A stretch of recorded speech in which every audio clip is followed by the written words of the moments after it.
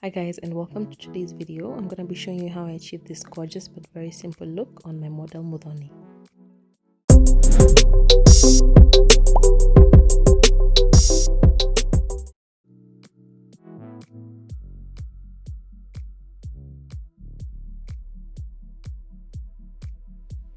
So to start off, I'm actually testing out her foundation on her cheek and just to see if it matches with her neck and also her face. She doesn't have hyperpigmentation, so I just went in with the Device Cosmetics in the shade Honey, and then now I'm using a Perma spray just to set her face and to get her face ready for application. Next, we're moving on to the eyebrows. I did outline the eyebrows off camera, and then now I'm filling in. I'm using the Davies pencil in the number 18 because she is light skin and you don't want the eyebrows to be too dark. And I'm using a very light motion just to fill in the sparse areas of her brows, and then later on I did go in with a spoolie to just distribute the product so that it's even from one end of the eyebrow to the other, and that there are no dark areas and lighter areas, that they are all even.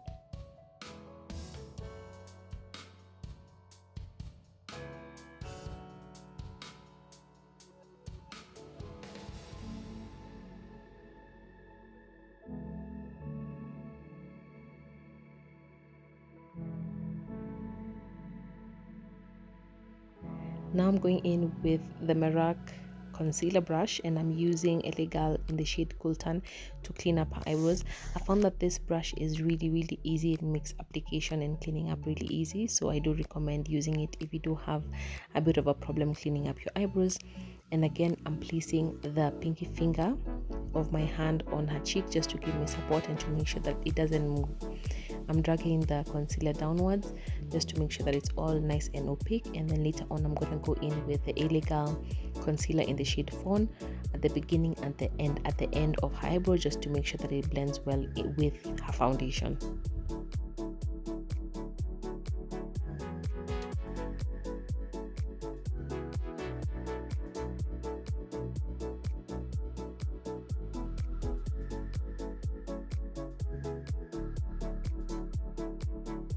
When you're cleaning up, you can't decide to use the top part of the brush or the side of the brush.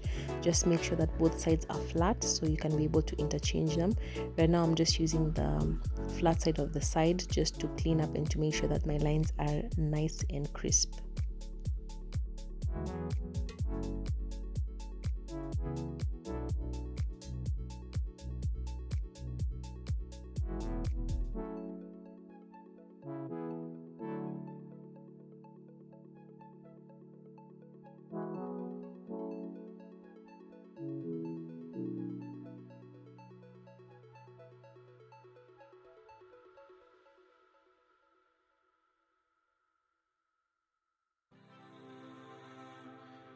I then went ahead with this brush from Liabella just to blend out the concealer and to make sure that there's no patchiness. I did again go off camera and used my damp beauty blender to blend everything out again. And then next up, I'm going in with my Benai in Clown White as my eyeshadow base, because we are going to go in with color and you want the pigment to really pop and to show, as opposed to if it was a nude look where I would have gone in with a concealer, either her shade or a shade lighter. Next up is eyeshadow. I'm using the Reina Beauty Maridadi palette. You guys have seen me use this palette so many times, and I did do one eye off camera for those times when I am not really sure the exact look that I want to do. I do tend to go in off camera, do one eye, and then now use that as the guide to what I'm going to do. Otherwise I would take a lot of time deciding if I was to do both of the eyes on camera together. So on the outer edge I did go in with a dark red, and then on the inner corner I did go in with yellow, and then in between them I used an orange. And then now I'm using the Elegal outliner to outline her eyeline. And then for hooded eyes, or even whatever eye shape you want to open your eye, look straight and then outline the wing, and then now come back in and fill in any sparse areas of the wing. And then if you want your eyes to appear larger, then put more emphasis on the wing or the outer part of your eyeliner, and then make the inner part very thin and hardly noticeable, and in that way you are able to really open up your eye and have a more open and an illusion of a bigger eye. Next, I did go in with lashes. Again, if you have a problem with application of lashes, I do have a detailed video on that on my YouTube channel. Just look for how to easily apply eyelashes like a pro. And then now we're going in with the moisturizer. The primer that we had applied earlier has already started working on the skin, and it makes the skin a little bit tacky. So even when you're going in with your cream products, then they're able to really stick and adhere onto the skin easily. The moisturizer that I'm using right now is the Omari Cod featuring Brega Hydrate Moisturizer, and I'm spreading it all over the areas where I'm going to apply my cream product. So that's my face and as well as the neck. Next, I'm going in with the Divas Cosmetics foundation. This one is in the shade Honey. It's one of their new ranges, and I usually like to interchange between my brush and my damp beauty blender just for that airbrush look. And especially for those foundations that tend to dry out really quickly, I use my brush just to spread the product onto the skin, and then my beauty blender to come back in and spread it all out and give it a nice and clean finish. However, if you do have more time and your product doesn't dry down so quickly, you can decide to use one of them, because I do know people tend to prefer either a brush or a sponge, but for me, I like using both of them if I have the time. And I went in with the slightest amount of concealer. This one is Illegal again, the shade Cool Tan, and I'm using it in all the high points of her face. And again, guys, excuse the busy background, we were a bit busy at the studio. And I'm using my Merac Cosmetics concealer brush to apply that product underneath her eyes, on the bridge of her nose, and on her chin, and right above her mouth. And then as that is dried down a little bit, as you guys can see, I'm using the Florrie Robert stick foundation. This one is in the shade Java, and I'm using the same brush that I used to apply her foundation to just blend it out.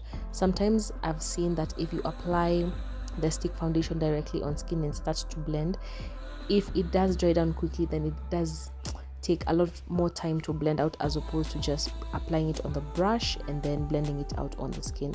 So that's a tip in case you are familiar or you like to use stick foundations. I did again go in and blend out the concealer right after I finished with the contour, and then now I'm going in to set all those areas that have concealer with some setting powder. The setting powder that I'm using is the Sacha Buttercup setting powder, and I am just applying a thin layer underneath her eyes and on all the areas that we applied concealer. And then later on, I'm gonna come in and swipe away any excess powder just to make sure that she doesn't look cakey or dry.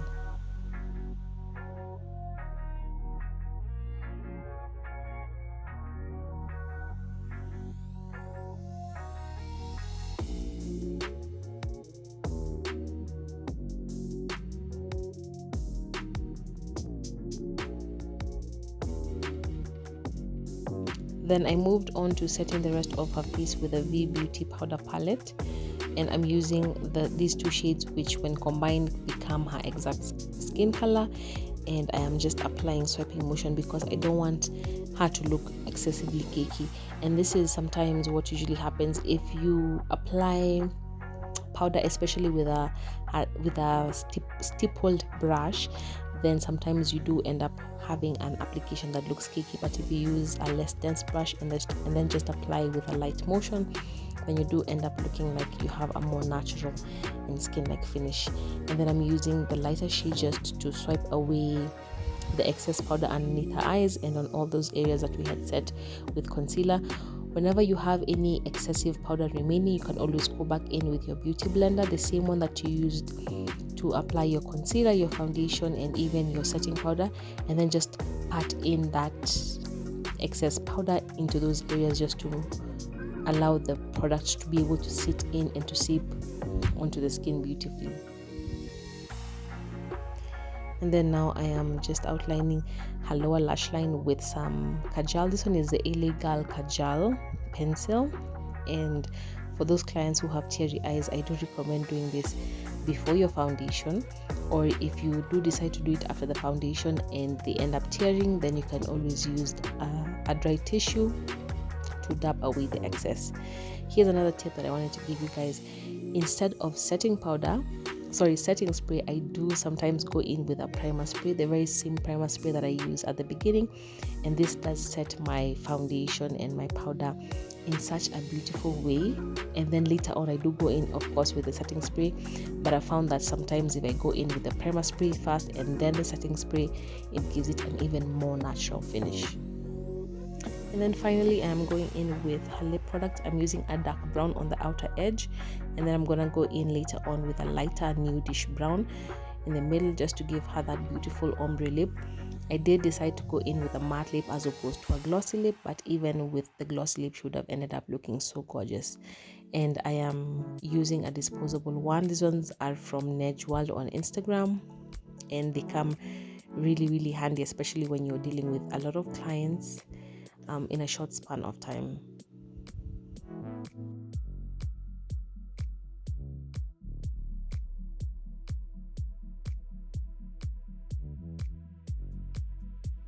And as we're finishing up, I did go in again with my eyeliner just to re-outline that area, because I had ended up using a pigment, and sometimes that fallout can get onto your lashes and then it doesn't look as neat as it was.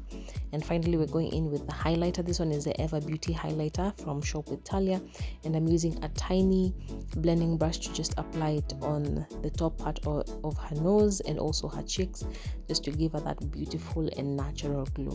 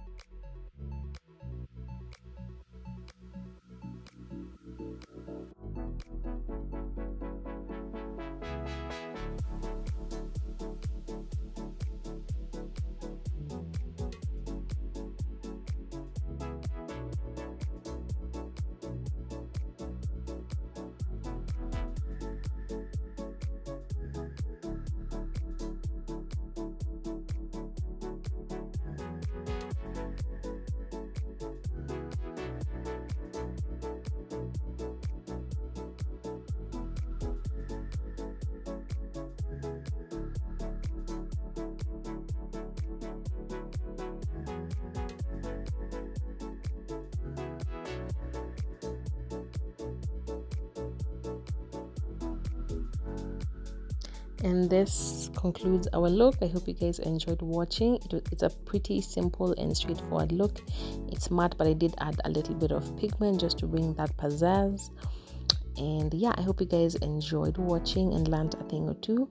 And until next time, bye guys.